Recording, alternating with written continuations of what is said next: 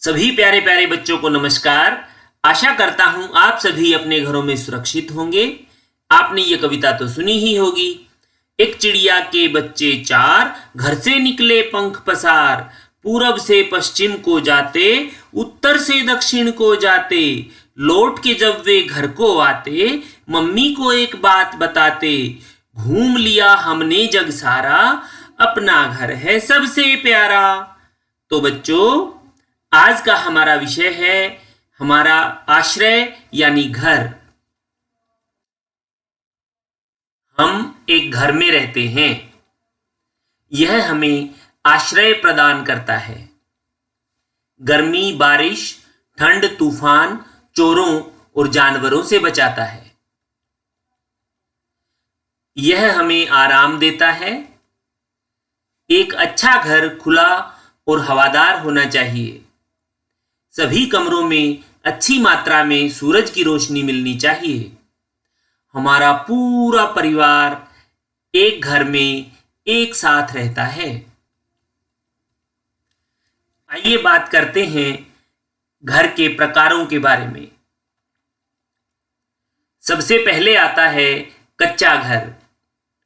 एक कच्चा घर मिट्टी, पत्तियों, पुआल और बांस से बना होता है। ये घर बहुत मजबूत नहीं होते हैं। कच्चे घर ज्यादातर गांवों में पाए जाते हैं। पक्का घर।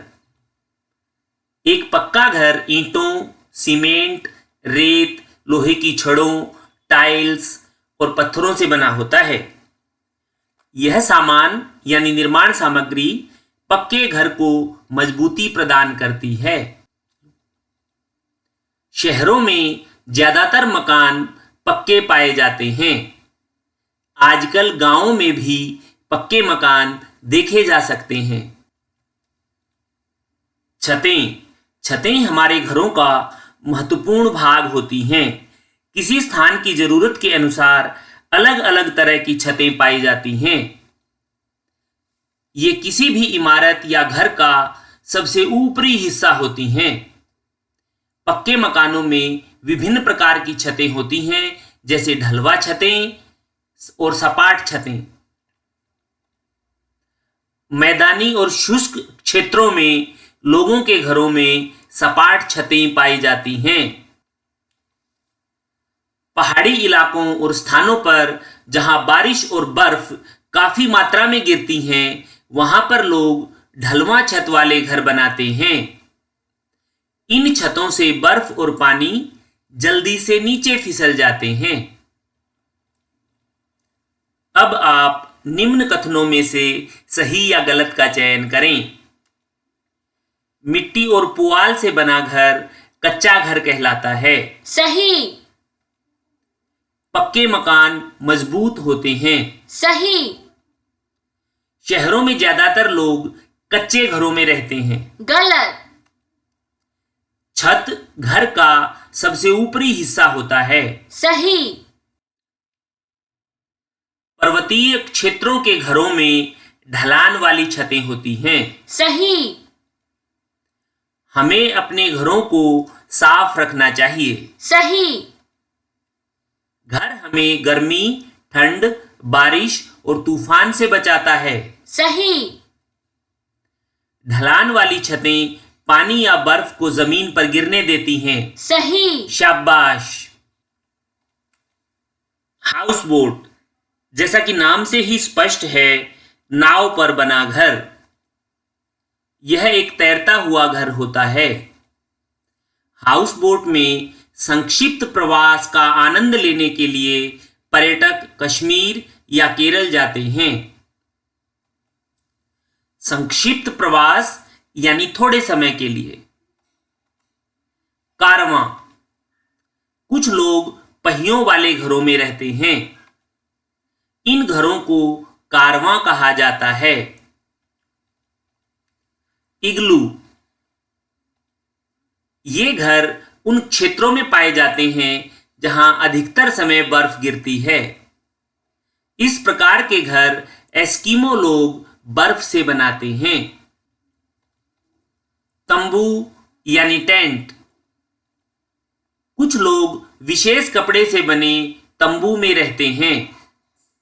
इस तंबू को आसानी से स्थानांतरित किया जा सकता है और अन्य स्थानों पर लगाया जा सकता है। अब घर के अलग अलग हिस्सों के बारे में चर्चा करते हैं। एक आधुनिक घर में अलग अलग उद्देश्यों के लिए अलग अलग कमरे या स्थान होते हैं। ड्राइंग रूम या लिविंग रूम। इस कमरे में हमारे पास सोफा, टीवी और अन्य सजावटी चीजें होती हैं। हम मेहमानों, दोस्तों और परिवार के साथ इस कमरे में समय बिताते हैं।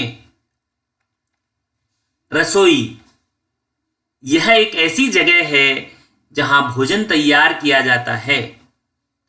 सभी खाद्य सामग्री यानी खाने का सामान गैस स्टोव, कुकर और बर्तन आदि रसोई में रखे जाते हैं।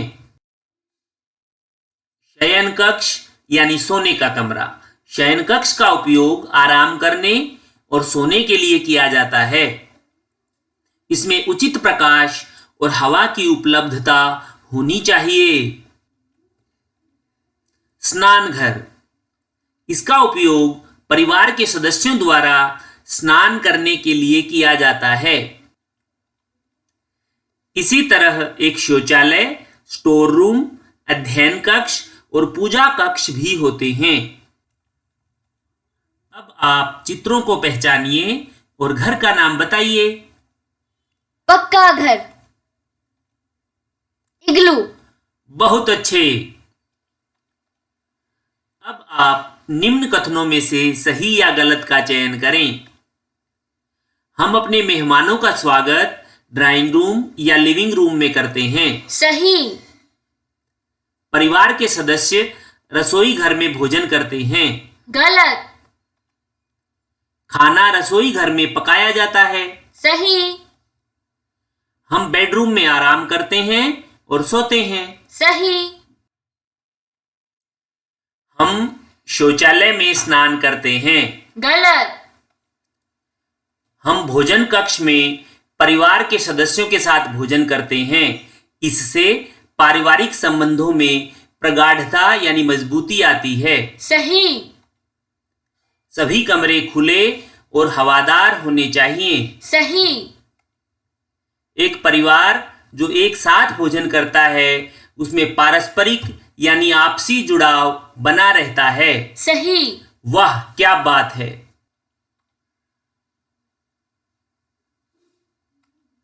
प्यारे बच्चों, ईंट, सीमेंट, सरिये, गारे से बन जाता है लोगों का घर। प्यार, विश्वास और मिलकर रहने से घर बन जाता है सपनों का मंदिर। आपस में मिलकर रहिए। धन्यवाद।